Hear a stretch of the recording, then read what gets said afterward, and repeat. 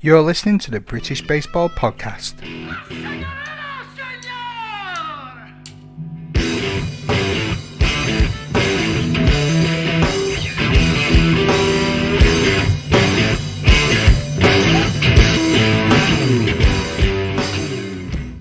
All right, just want to thank BSUK for letting me use this footage for this week's episode. This is the Infinite game that was done by the GB head coach Drew Spencer back at the start of the year for the BSUK Coaching Summit. It was an absolute fascinating listen, something I've been trying to get onto the show for a while, so you can have a listen to it. It's probably best to watch this one on YouTube if you are listening to it on the podcast, just because it's a full presentation on there too, but it should translate over in audio. So again, thank you, Drew, and thank you to BSUK for letting me use this footage. Really appreciate it. Cheers.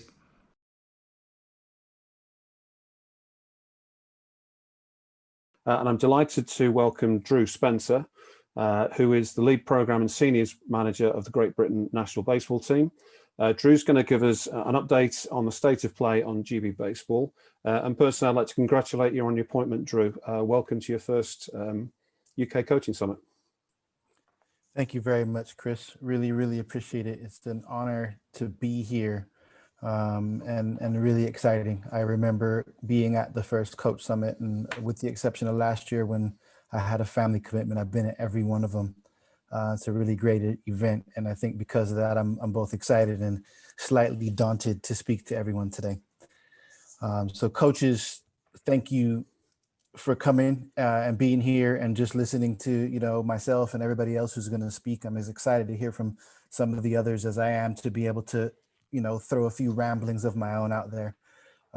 It's my first one. And I think the first thing I want to do was to just say that it's exciting to have this role and to be able to, it's a huge honor to be able to update everybody on what's going on with your national team.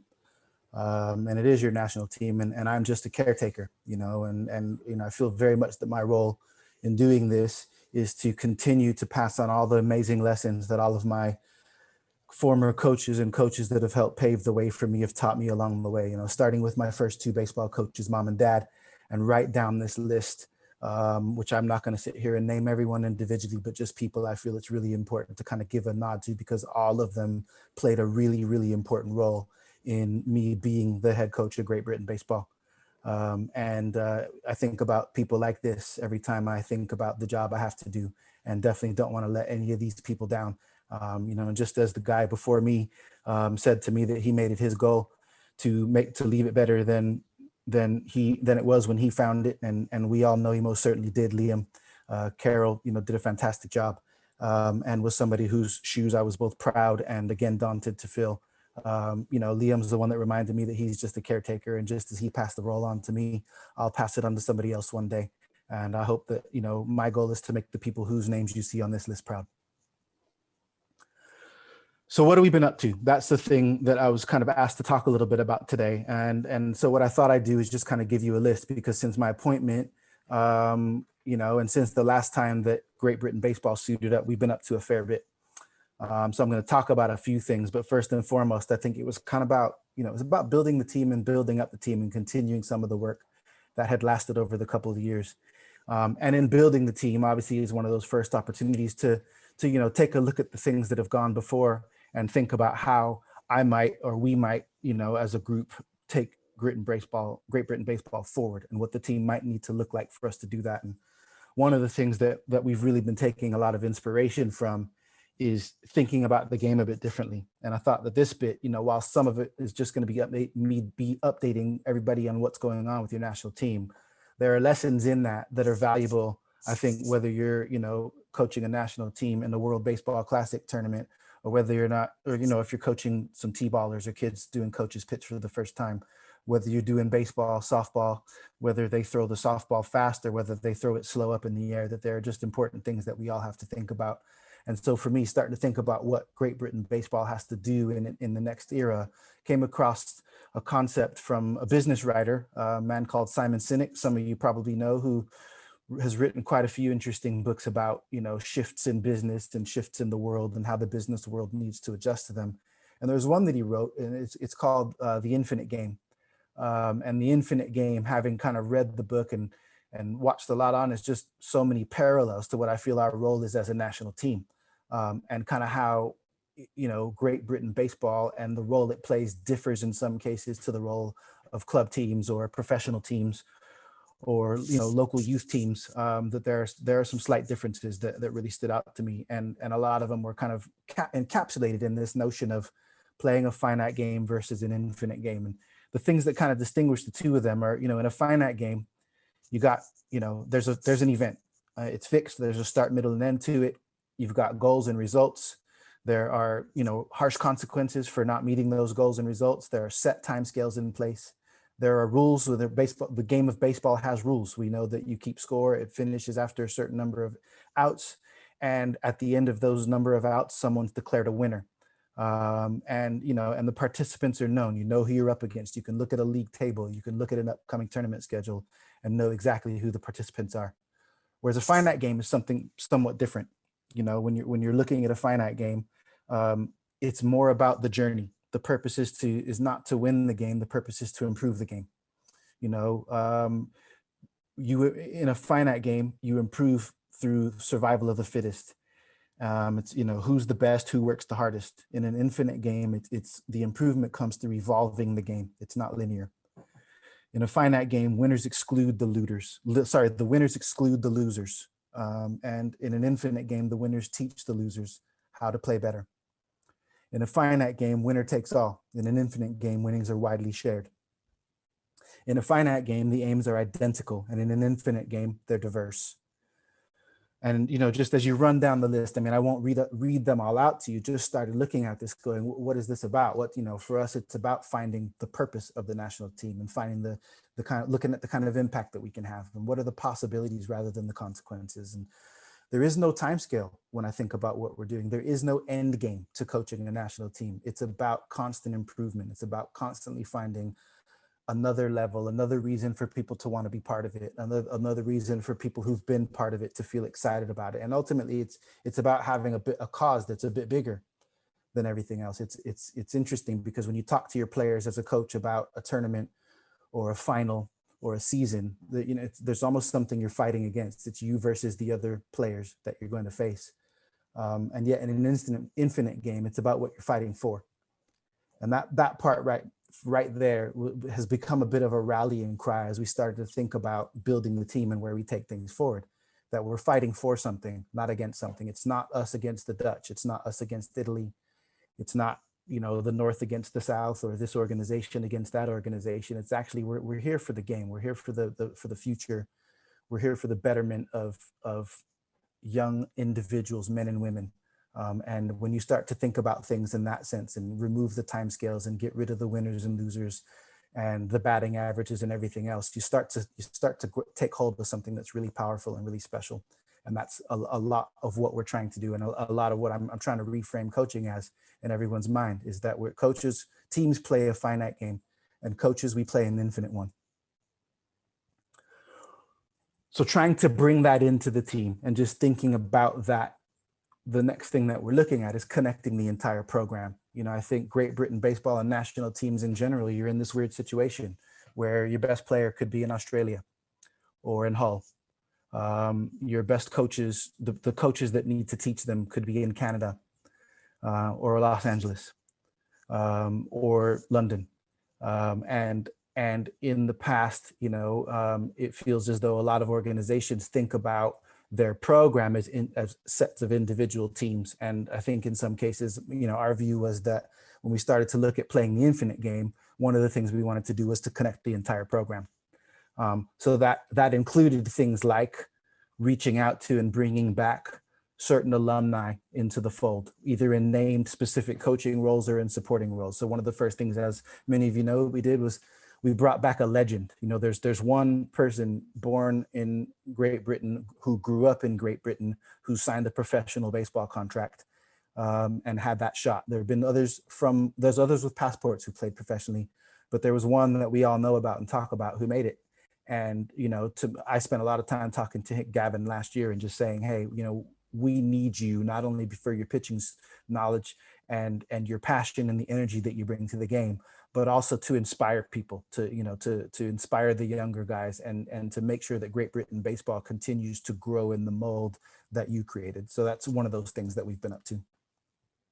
And it was, you know, just want to also give a quick shout to Gabriel from Extra Innings UK, because he wrote a really beautiful press release. He spent a lot of time talking to people all over the nation about what it meant to have Gavin play for us back in the day, and what it would mean to them to have Gavin coach for us. And you know, I think some of the stuff, if you haven't read that release, definitely go take a look, because it was a really, really powerful story.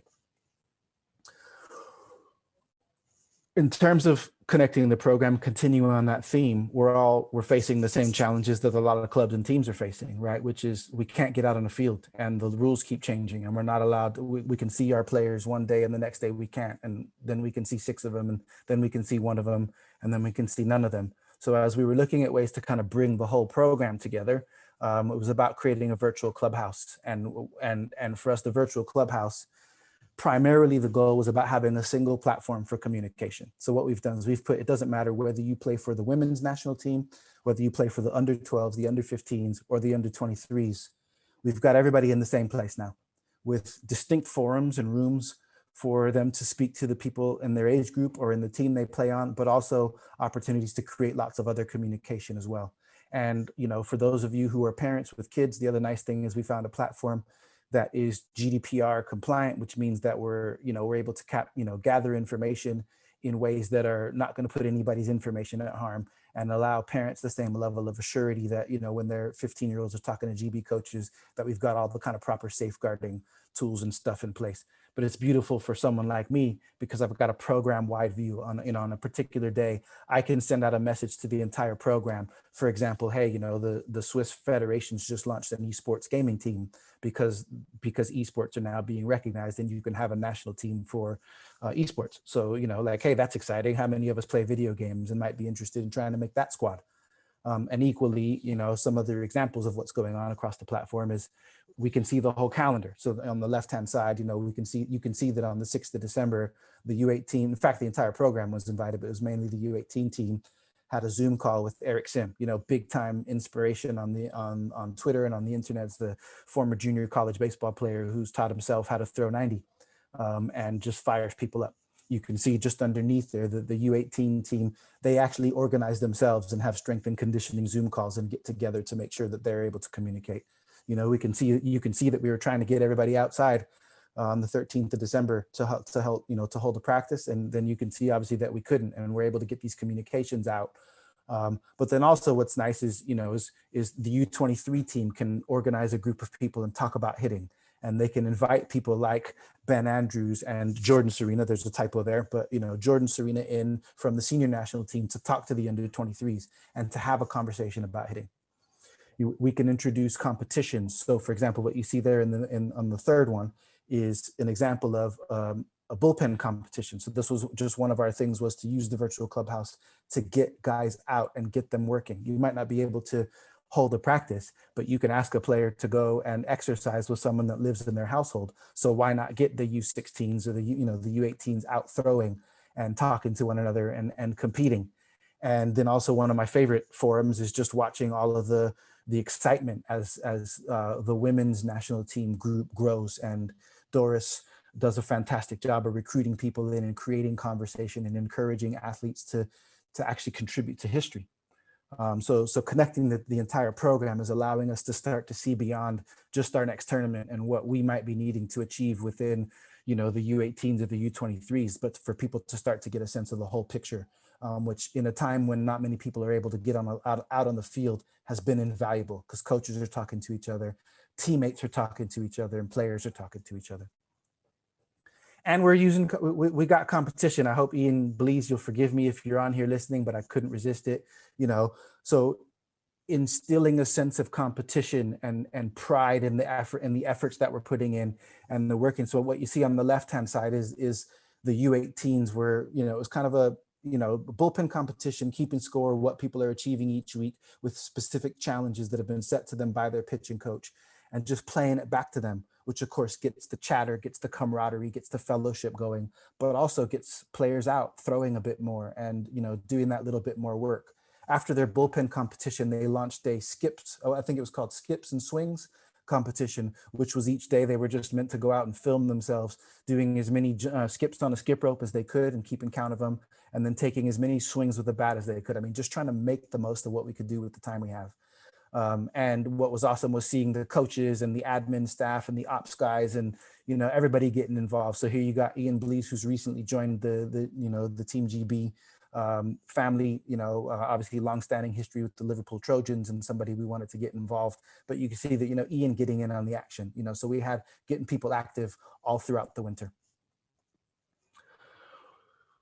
Continuing on this theme was about getting coaches all talking and working together. What's fascinating about Great Britain baseball is when you look across the roster of coaches we have, I mean, there is some tremendous talent, and, everybody moving into indoors and Zoom meetings and Teams meetings and virtual sessions has given us an opportunity to kind of reassess how we get together. So we set up a coaches Slack, and we have the coaches from, again, doesn't matter what time zone you're in, what geography you're in. If you're a GB baseball coach, we have you on the platform exchanging ideas and talking to each other, which has been really nice for just building some relationships, but also expanding some of our thinking and our ideas.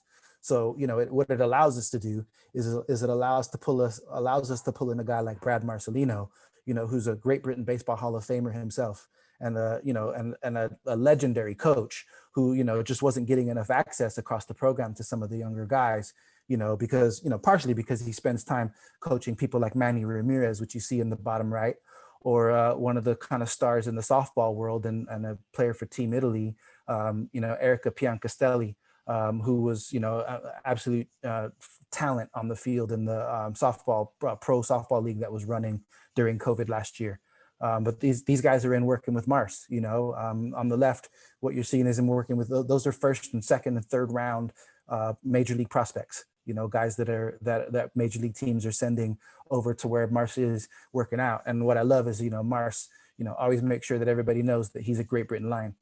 But, taking a guy like Mars, like T.S. Reed, who's a former, drafted infielder, getting guys like that, not only helping our senior national team, but having them in a hitting conversation with our U23s, or having them show up in a U15 team meeting to talk about some of the things that they're learning, that they're teaching pros and that they're learning from pros, just kind of takes us up a notch and gives us that extra level and reminds players that, hey, we might not know when we're going to play a game, but we can still be getting work in just like you see these people doing. And you have world-class resource that you're available to you.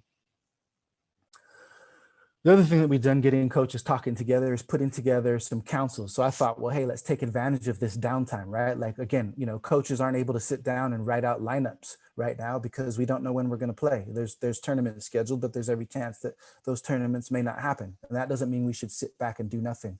So again, continuing this theme of everybody talking across age groups and geographies and just becoming one big family, one of the things that we asked all of our coaching staff to do was to start to go and look at, and when we set them a couple of questions to answer in 3 different councils. So we set up an offense council, and it was headed up by Jonathan Rodriguez, our U18 head coach, but more as a facilitator, not because he has any more or less offensive knowledge than anyone else in the group, but for him to be the person to grab all of our hitting coaches from Marcelino through Jonathan Crammond, through J-Rod, and even coaches who maybe aren't hitting coaches but are interested in it, to kind of simplify and take a look at what are we going to have to do to win on the offensive side. And I asked them to answer that in the next. So the question was, how do we win in the next tournament? But more importantly, how do we win in 10 years? In the infinite game, I want to turn on a European championship 10 or 15 years after I've passed the torch, and to hear the announcers talking about Great Britain in the final and to say, man, what's really crazy is that, starting about, 2011, 2012, it just feels like Great Britain just found another gear and went from strength to strength. They went from what Liam Carroll was doing into what Drew Spencer was doing into what this person was doing. And now they're just a perennial threat, they're the team you don't want to beat. So we had to talk about what does that mean on our offense? And that's about being on the relentless hunt for runs. We may never have the same level of talent as the other team and all that sort of stuff. But if we step out of a finite mentality about how do we, what we don't have versus what they do have, and start thinking about the infinite version of it, which is how do we make the most of what we have? How do we take what we have and turn that into a strength? Relentless hunt for runs is the theme. for our pitching staff, Will Linton and a group of coaches across all the age groups, and even some coaches who sit outside the program, had a conversation and agreed that our pitchers need to commit, command, and compete to win the next tournament. And they need to commit, command, and compete to win the next 10 years. Liz just sent me a note. I got 2 minutes left. Thanks, Liz. I'm right on time. And then defensive principles, is about, just simplifying things and giving ourselves an opportunity to win by just looking at just like the simple parts of the game. What does it take to win the next tournament? What does it take to win the next 10 years? I wanted coaches across all age groups answering those questions and coming up with a system that works top to bottom, which is not to replace the GB way, but it's actually just to kind of add another layer to it. Leadership Council. The other thing that we've done is there are so many people, great talent, great, guys, former pros, former D1 college players who come in, play for us, and go. And in some cases, you have these alumni reaching out, wondering how best to take advantage of, how can we, sorry, let me back up, asking us how we can take advantage of them and their time here. And so while we're looking at how to take advantage of alumni, one of the first things I wanted to do as well was to make sure that we have a leadership council where our players are also fitting in. So as coaches come up with things, we have a group of current players to sign off on those ideas and to help us communicate them. It's always better when players talk to players than when coaches talk to players. So you can see here, these are just examples of quotes from some of our players leadership council, which are then woven into our conversation. So when we talk about offense, or we talk about pitching, we talk about what it means to command or what it means to compete to our pitchers. It's actually Spencer Kreisberg and Dan Cooper and Michael Roth telling those stories, and Gavin Marshall telling those stories, rather than guys like Will Linton or Zach Grafser or myself. So they're hearing it from the guys that they're then going to see on YouTube trying to win us a gold medal. Last couple. So then outside of our tent, we've also kind of opened up the tent. So, the GB Way resources group that Liam set up on Facebook, it continues on. We haven't stopped it. And what we're trying to do is make sure that as we grow and develop our thinking, that we share that with coaches outside the program. So you can see just an example here of just some of what's going on in that group. Last Sunday, a bunch of us got together and listened to a talk about emotional intelligence. And then what we do is we go back into the group and coaches share what they've learned, and we pass it on to, not only so that what I'm excited about gets spread to all the GB coaches, which then gets spread to all the coaches in the country. So this is open and welcome to any of you. We'd love for you to join and come be part of it. And we're going to add more sessions in addition to just what's going on Saturday. And lastly, home stretch, wrapping it up. For me, ultimately, as you can see, this is a lot of the action. So there's actions, and that's really important. But also, I think it's not just always about the actions. It's also about the energy and the camaraderie and the vibe that goes on. So also been trying to find ways to articulate what our vision for the future is and to give our players a bit of a rally cry. And although we don't know what the final answer to these are, there are a few themes that are kind of starting to pop up for us early on. And I just wanted to share 3 of them with you. The first one is what does it mean to be a Lion? Well, it's definitely going to be about being selfless, and we're going to figure out ways to express that. It's never just about us. We're playing the infinite game. So we are competing not only for ourselves, but for you and your kids and their kids in the future of this national team. We're going to be relentless, and that's about, hardcore effort, right? It's about focus and never being outworked by anybody. And that's something that you're going to see coming in the national team. And then, we're Lions, so we're definitely playing around with some of these themes like lionheartedness and what that means, and which is the definition of which is about being brave and being courageous, which is definitely going to be a theme that you'll see coming through. And then lastly, pride. Lions, when they get together, it's actually called a pride. And so it would be foolish not to think about what we do with that. So we're starting to look at, what does it mean to be proud? What does it mean to develop pride? What does it mean to make ourselves proud? And most importantly for me, what does it mean to make all of you guys as coaches in this country proud? Because that's my job. So that's my time. It's a very quick update. I really, really appreciate you listening. And most of you know where to find me on social media or on Facebook or on a Zoom call on a Saturday morning. Always willing to listen, always interested to hear what other coaches are up against, what you're facing. And just wish you all the best of luck with this year. And thanks again to BSUK for having me.